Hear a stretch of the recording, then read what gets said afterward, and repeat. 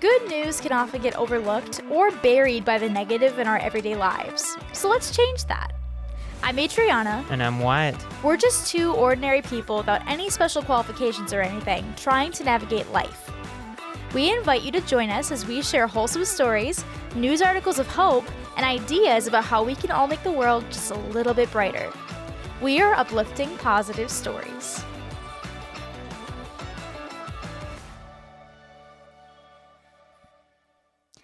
Welcome back to another episode of Uplifting Positive Stories. We're so happy to be back. On vacation. Oh my gosh. All right, vacation time. Where are we going? We just got back. Oh, that's right. We went a little hard on the vacation though. So if my voice sounds a little worn, that's why. We were one of those people that got up at the spark of dawn and were out till the end of the night, just trying to get everything into the vacation as much as we could. And came back maybe needing a little bit of a vacation from our vacation in the best way. I mean, it's a huge mystery where we went. I mean, for our YouTube viewers, I don't know where we went. I don't know. We're not wearing Disney shirts right now. Yes, no. We went to Disney World in Orlando, Florida. It was super fun. We went with my family. So it was my dad, his girlfriend, my brother, and his girlfriend. And it was super, super fun. We had a blast. The weather was much nicer than it is here in Minnesota. It was definitely a change from, we had snow before we left. And then when we got to Florida, it was upper 70s, 80s. And sunny most of the time. It was great. Much warmer than here, coming back to the 40s. Yeah, that's a little bit of a shock to the system. But we're back, and with that, we got some fun stories. I have found a lot of cool travel stories, not just Disney, a lot of different places. So we're going to start with a few stories that are from different places that are not Disney World, and then I have a couple from Disney World as well that we will share, and we'll probably share a couple stories from our own travel. Probably take the sunglasses off, because now we're back. I probably shouldn't wear those the entire time, huh? I see. Because that's cringe. Okay. We're going to start with a few stories here that are from different threads about traveling to different countries. Our first one comes from the Reddit thread, "What's the most wholesome experience you've had?" from Ask Reddit. And it says, "I was hiking the Tokai Shizen Hodo in Japan a few years ago, which is a 650-mile through hike from Tokyo to Osaka. I was about halfway through and having trouble finding a place to camp one night, as it was a somewhat urban section of the hike, so I ended up setting up camp near a highway overpass. The sun was going down as I started making dinner on what I presumed to be a paved bike path under the bridge, when all of a sudden some very bright lights rounded the corner and revealed my cooking spot to be in the middle of a road. You would think I would have known by then how small the cars and roads can be there. Anyways, I scrambled out of the way and I waved at the old lady driving. She looked confused, and we had a brief conversation in broken English and Japanese, in which I explained to her what I was doing. We parted amicably, and I cleaned up and climbed into my tent. A little later, there were headlights approaching again, and I waited for them to pass, but they stopped on my tent. I thought for a moment it was the police, and I prepared for a scolding or trouble, but a moment later, a shaky female voice cut through the darkness. "Hello, my name is Coco. I brought you some things." It was the little old lady from before. She had come back in the dark to some strange, dirty hiker who was twice her size and half her age, and brought me all sorts of creature comforts. I was blown away. The ones I remember were hot water and soap in a bucket to bathe with, a towel, a savory potato stew, sweets, and a toothbrush. She waited while I used what I couldn't carry and bid me goodnight. I thanked her profusely and I fell asleep shortly thereafter. Guess what? I woke up in the morning, climbed out of my tent, and there she was again. Who knows how long she waited while I slept, but she had brought me breakfast and tea and more hot water. We chatted a bit and took a picture together before saying goodbye for real this time. Coco, I'll never forget you or your kindness. You and many others on that hike showed me a different side of humanity. Thank you." I think it's funny that I don't think it was I don't know if it was intentional, but just leading off with the cleaning supplies to clean themselves, Really funny. Well, especially because I know some cultures, I think Japanese culture is one of them where they really value hygiene and really value being clean and such. Yeah. Again, not that that's probably, I don't know if that was the highest of priorities. Maybe it was just unintentionally that was the first thing that listed, but I just thought it was funny. The first thing listed was cleaning supplies, but it sounds like you brought everything you could possibly need, Yeah, especially when you've been hiking that for that long. I'm sure that it sounds like OP really, really appreciated it.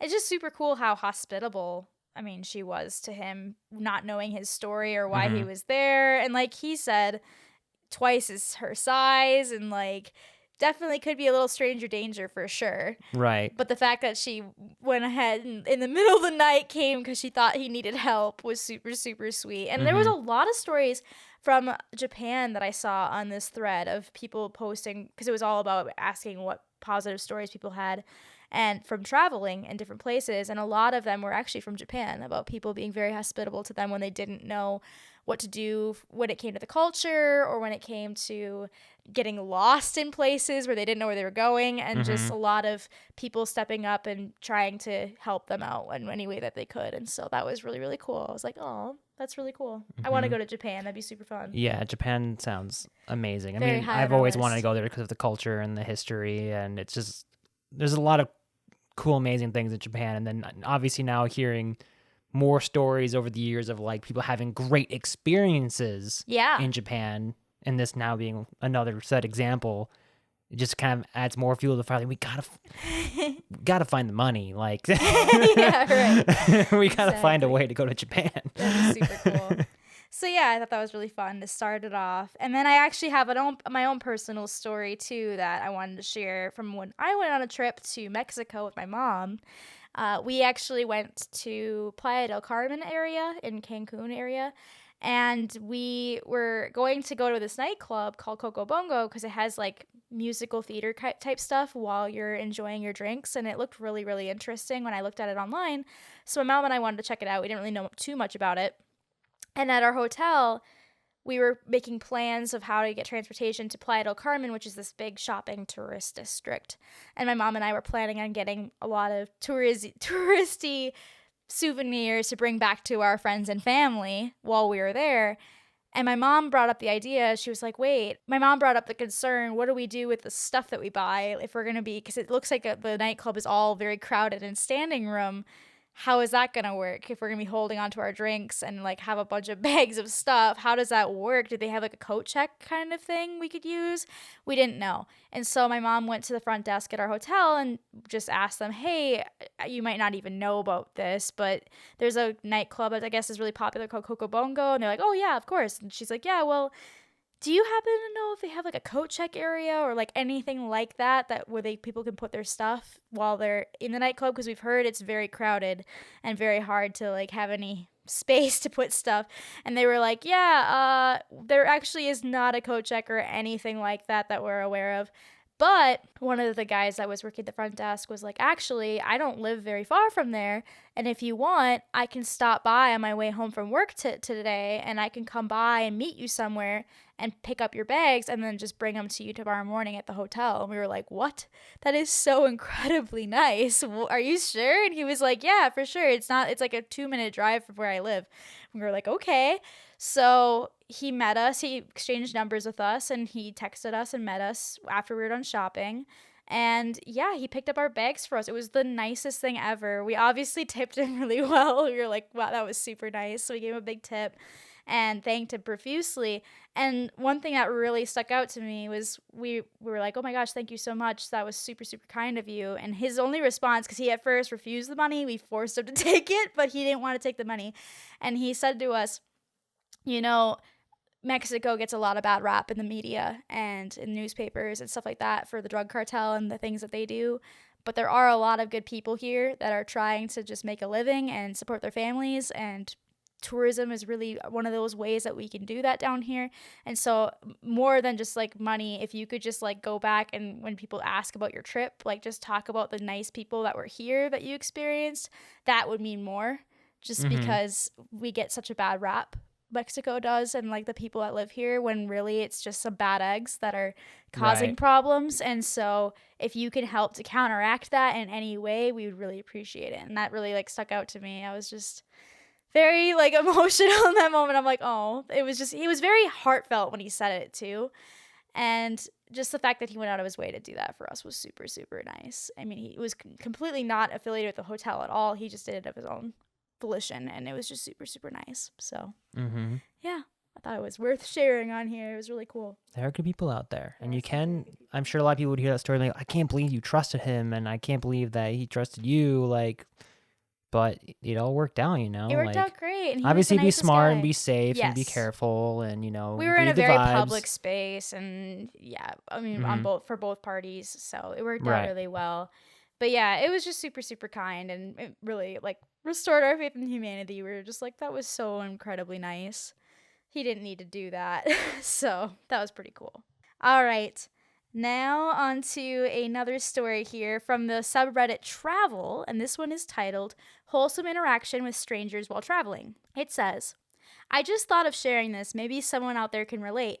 The other day, I was transiting from Qatar to Indonesia, and just as we were about to take off, our plane developed some technical issues, and we had to wait an hour for it to be fixed. Oof. I started getting nervous because I have flying anxiety, and this was only making it worse. There was a girl seated next to me, and I could tell she was getting frustrated as well. I can't remember what exactly she said, but I ended up telling her that I am so scared of flying. That sparked a conversation, and from then on, we started chatting away. For the next 8 hours of the flight, we chatted almost half of the way. We talked about everything under the sun. We talked about our lives, politics, current affairs, travel experiences, interests, and future aspirations. Turns out we have a lot of things in common. I even forgot about my flying anxiety, and the time seemed to go by so fast. I even snuck in a nap because I felt so calm.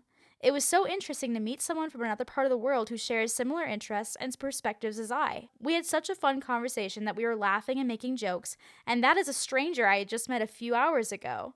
This interaction is among my most wholesome experiences in my travels. It further makes me believe that we humans might look different, grow up in different environments, experience different things in life, but when it comes down to who we are as humans, we are not that different. We are all searching for that which gratifies our hearts and souls. We are doing this life thing the best way we know how to. This gives me great empathy for everyone else out there. It makes me want to give a hug to anyone who feels like they are alone. Sharing my story with someone makes me truly acknowledge my life experiences and not take them for granted. It made me really happy to hear someone else's story and kind of see myself in them, and also get to witness their journey on their social network. We might never ever meet again, but that interaction altered my brain chemistry in a way. Well, I'm glad that OP was able to, use this conversation as maybe an unintentional coping mechanism to be able to work through the flight. And you meet some nice strangers when you're flying. Obviously, there's some bad eggs out there. You never know. There definitely are some weirdos out there.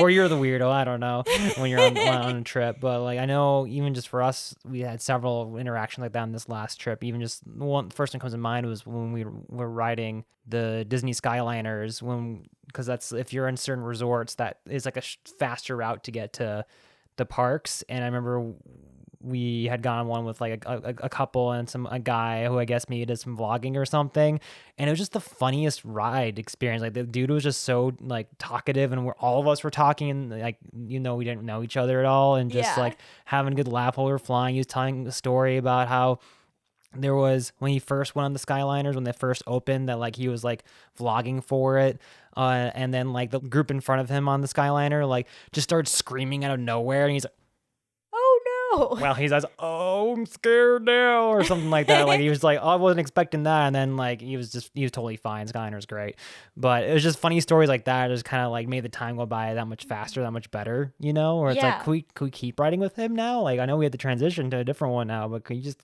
Okay, bye. Yeah, it's true. That happened a few times. We have fun interactions like that throughout our travels and stuff. That was just one specific one that came to mind. And it's always so interesting meeting people and finding out where they're from too, and hearing stuff about where they're going to when they go home. It's just really interesting. We had a lot of people that were from the States. There were some people from out of the States. And it was just really, really interesting to hear their perspectives on stuff. And you don't really get that normally. At least in Minnesota, there's not a ton of diversity. There's not a ton of that kind of stuff. So we don't get to have those conversations with people very often, and kind of, I don't know, get different perspectives of different places and stuff like that. So it's really, really cool when you get that opportunity. And places like Disney World is a place where people from all over the world come to. So it's really cool when you are brave enough to have conversations with strangers in places like that. And I feel like airplanes are almost like their own little... Airplanes are strange in that everyone's in the same boat, and I don't think anyone really likes flying. So you're all kind of stuck in this position together. And so there's kind of this shared awkwardness of like, should I talk to the person next to me? Should I not? And so sometimes when you do though, and you let yourself not be shy or like feeling strange or awkward, sometimes you can have really great conversations with people and get to know them a lot better. And it can be really, really interesting. So yeah, kind of a cool interaction, especially if you have flight anxiety. That definitely can help. Yeah. If the person next to you is receptive. Some people just want to take a nap and don't want to talk. But, if some people are more friendly, it can be sometimes really helpful. Yeah. And it was nice, the stranger to, help the situation. There's definitely times out there. You've relayed stories to me growing up to the opposite of this, where it's like, I'm scared about this. Well, have you thought about this or this or this? And like, they just like, there's an opportunity there for them to make it worse. Right. There's a choice there. And it's glad to see, it's great when you see them make the opposite choice. That's like the helpful one that's like to make you feel better, Yeah. Well, going off of that, I figured I'll share this too, just because it helped me a lot, and maybe it could help somebody else out there. I used to have really bad flight anxiety. I used to be very nervous going on to flights, and I listened to another vlogger named the Dashleys, vlogger family, and they had talked about how they were going to have a really rough flight because the winds were projected to be really bad that day, and so the pilot was forewarning everyone getting on the flight that they probably won't be able to unbuckle their seatbelts at any point. So if you have to use the restroom, go before the flight because you probably won't be able to stand up once it's in the air. So the pilot had everybody like sit down before the flight took off and talked over the intercom and was saying to them, if anybody's nervous about this, because I know the winds are going to be really high, I'm just going to let you know because it will maybe help. Turbulence is like waves on the ocean or in a lake. When you're on a boat, you don't freak out if you feel the waves in a boat, unless they're like enormous, obviously. But a normal wave doesn't cause people panic. That's how turbulence is. It's just like air pockets. It's just like waves in the water. And if you look at it like that, it's perfectly normal. You don't need to be nervous when you feel turbulence in a plane because that's very common, and planes are equipped to deal with a lot of turbulence, way more than you usually experience. And so if you can look at it like that, it makes it a little less scary. And so just using that metaphor of it being like waves in an ocean or in the lake, and how we don't panic when we feel waves when you're in a boat. So why would you panic when you feel turbulence? It's normal. You're in the air. And so I think that has helped me a lot with my plane anxiety. So maybe that'll help somebody else out there. I just have to remind myself when we're feeling like the plane have a lot of turbulence, like it's just waves. It's just waves. We don't panic when there are waves in a boat. It's all good. We're not going to crash. So yeah, if anyone needs that, that's just something that's helped me that I heard. And so maybe I'll just pass it on. But yeah, going on to a couple more stories here. These ones are from Disney. And yeah, the first one is from the thread Walt Disney World on Reddit. And it is titled, "What's a wholesome moment you had at Walt Disney World?"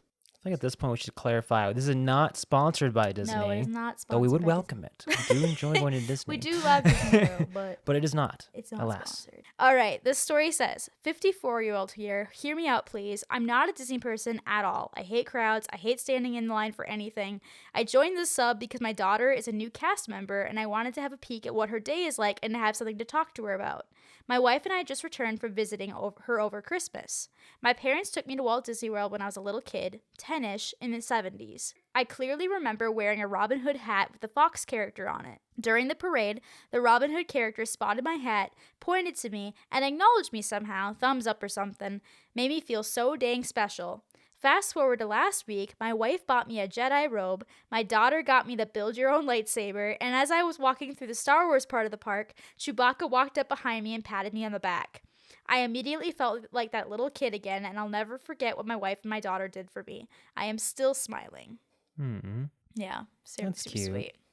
Yeah, Disney World, I feel like for some reason it's gotten more and more divisive. Well, because costs in Disney World have continued to rise, made and it's harder and harder to go. Decisions that have been controversial, and we don't agree with I know them. it's hard for us financially to go, so it's like a big splurge when we get to go. We share but we room. love it. Yeah, we share a room with people. It's just, we love it. And I think for me, there's a lot of stigma against like Disney adults for some reason. And for me, I think this story is a good example of why I love places like Disney World, where adults get a chance to have their inner child shine and get to relive maybe nostalgia or that feeling of feeling special that they maybe haven't had much in their life in just such a pure, sweet way. And we got to see a lot of that in the parks too. My dad's girlfriend was like a huge Star Wars fan, and so her walking for the first time into Star Wars land, she looked like a kid in a candy store. She was super excited. After the show in Magic Kingdom, one of their big parks at the castle, there was a part at the end of the show at night with the fireworks, and my dad was just like shaking his head in awe, like, oh my gosh, this is unbelievable. And when it got done, he turned around and was like, wow.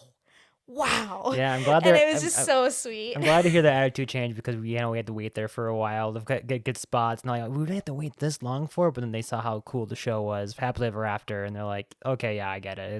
It's pretty crazy really and wild, especially because that was your dad's first time going in like, what was it, 10, 11 years? So yeah, none we of that went when shows. I was a kid and stuff, so this was his first time back in forever, so it was cool to see him kind of get to experience new stuff there, but also get to relive nostalgia of things we did with him when we were kids and stuff, so that was really cool. But you could just see the awe in everyone, even like, grown-ups around us that were adults that were just watching in awe as these projections were on the castle of old Disney movies and stuff in this beautiful show.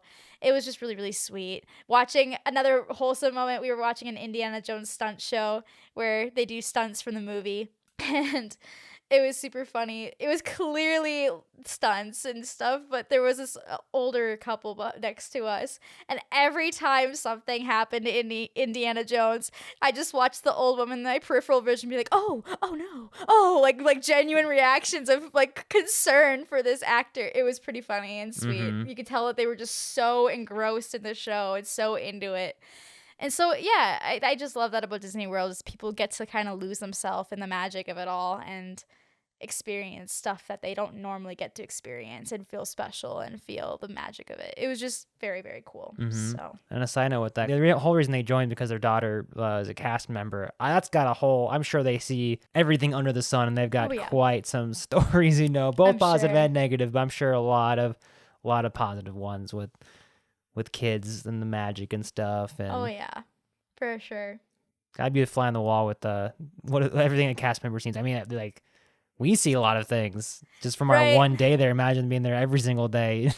Exactly. Yeah, for sure. Another couple quick cute moments that I saw that I was like, oh, there was this she couldn't have been more than like three-year-old little girl that was up on her dad's shoulders during the fireworks, and there was a song from Moana playing, and she was just like dancing up there, like you could just see her little arms waving in the air as she was like dancing along to the music. It was so cute.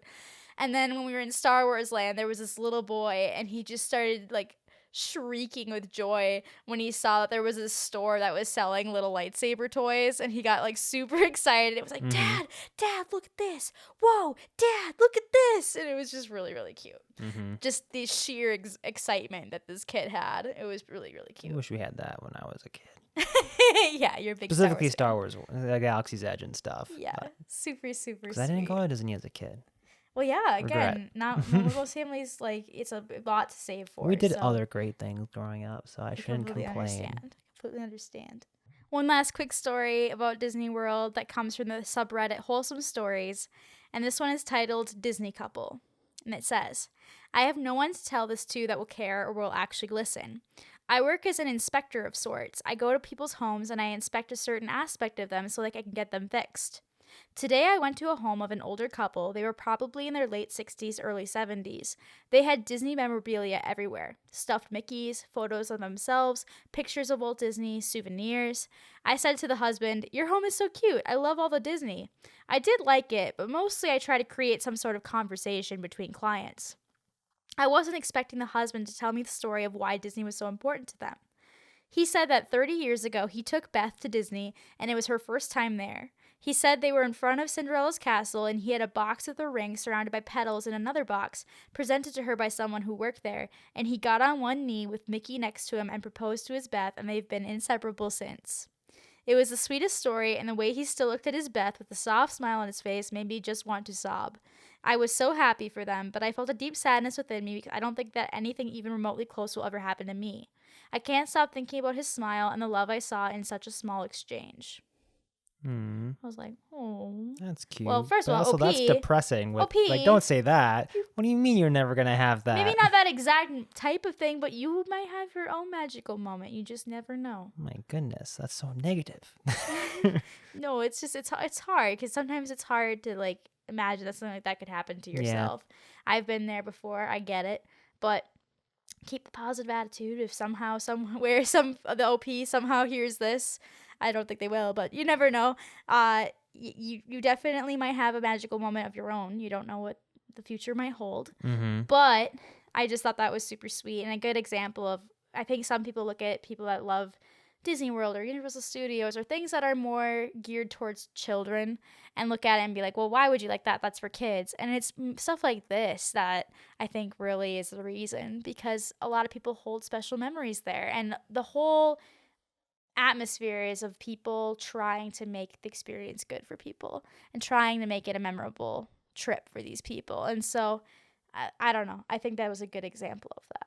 Mm-hmm. I mean, while we were there was a wedding there. Yeah, someone got married, which, yeah, interesting. At least we saw the wedding party go by. I don't know where the actual wedding was. So there were weddings that happened there and stuff, right. you know? But yeah, and there was a lot of people wearing pins that said first visit, and I'm celebrating my first visit, stuff like that, you know? And again, a lot of people, like, you have to save and save and save to go. So it's like a once-in-a-lifetime vacation for a lot of people. And so the atmosphere there is definitely trying to make it feel as memorable as possible and make it as special for everyone as possible, which is really, really cool. So yeah. That story reminds me of because he was saying that he proposed in front of Mickey and stuff. Yeah. That reminds me of our Universal trip way back when we were waiting in line to have a photo with a Megatron, a Transformer, with the Transformers, which like the Optimus Prime and Bumblebee, like they're like the heroes, like, oh, come here, friend, and like super like that. But then Megatron, the villain, just went on a roast rant. Like, it was really funny. Just roasting everybody. It was super funny. Going up, walking up to him. But it was all like in good humor. It wasn't like, but it's like, I'm going to control the world and you're going to join me and blah, blah, blah. But anyways, there was a couple that in front of us that went up, got a photo in front of him, and then the dude proposed his girlfriend right in front of Megatron, and she said yes. And then literally as it's happening, Megatron, because the suit is a person in the suit. Yeah. And literally his reaction to it was like, "You disgusting! How could you do this?" Like, it's like, and then they're just completely ignoring Major. It's so funny. And then they walk off, and then it's like a little kid walks up immediately afterwards. He looks at the little kid and just goes, "You must promise me you will never do that." It was funny. Really funny. Bold move to propose in front of Megatron. Mickey, I kind of can understand. Megatron, though, if nothing else, that was a very memorable proposal. I'm sure. I would say.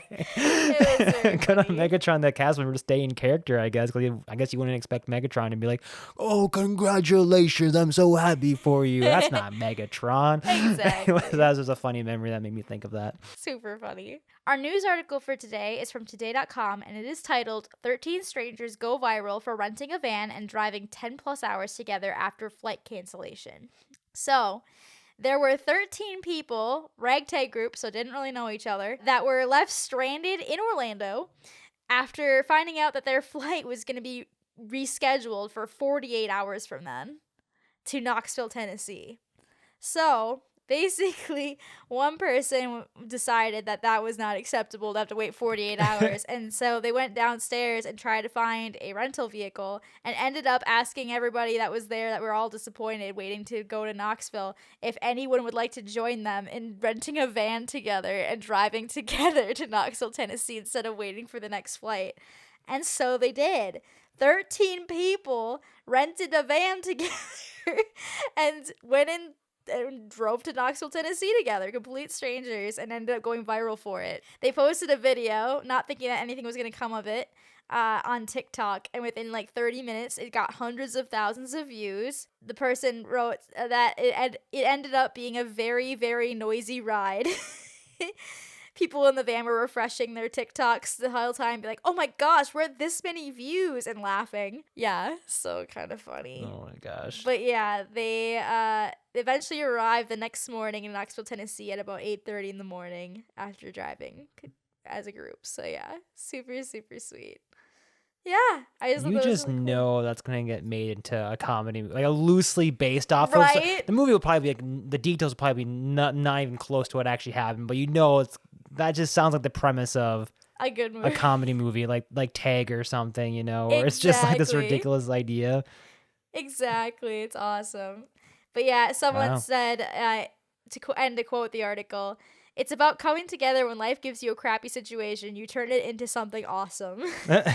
So yeah, it was just, and then You got another places person to be, said, things to do. and then another person to quote them, they said, "For me, it was kind of restorative." Story concludes, adding that she hopes people hear the story and maybe find a little bit more hope and humanity.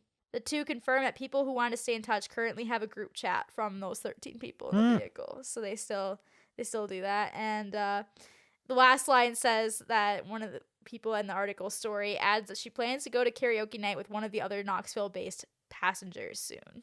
So they made some new friends, it sounds like, out of the situation. How cool. I don't know. There's been a lot of times where we've had flight delays and stuff like that are unfortunate. None to that degree, thank goodness. There was one that got delayed, like at least a few hours, and we were like, oh no. Plans are getting a little dicey now. How are we gonna get home? They didn't communicate that one very well either, because like it said like the plane like was still on time and it was gonna like be boarding in like 10 minutes. There was no plane. We're like, where's Look the out the window. I'm like, guys, there's a problem. There's no plane. Yeah, it was getting late at night, and we had a ride pickup for the airport on the way back to get to our hotel, and it was gonna close at like 10, and it was getting really late. It got a little stressful. Let's not forget about the snowstorm that happened while we were there too. Yeah. So that when we actually got there, the car that was our car at the hotel was completely buried in snow under and several ice. feet of snow and ice, because the plow had gone through their lot, and I don't know, they just pushed it all into the cars that were there for the parking fly. It was horrible. So we had to dig our car out by hand because we didn't have shovels like outside of the vehicle. The car. So we had to dig it out by hand. Thankfully there was 4 of us, and then grab the shovel out to do the rest. It was horrible.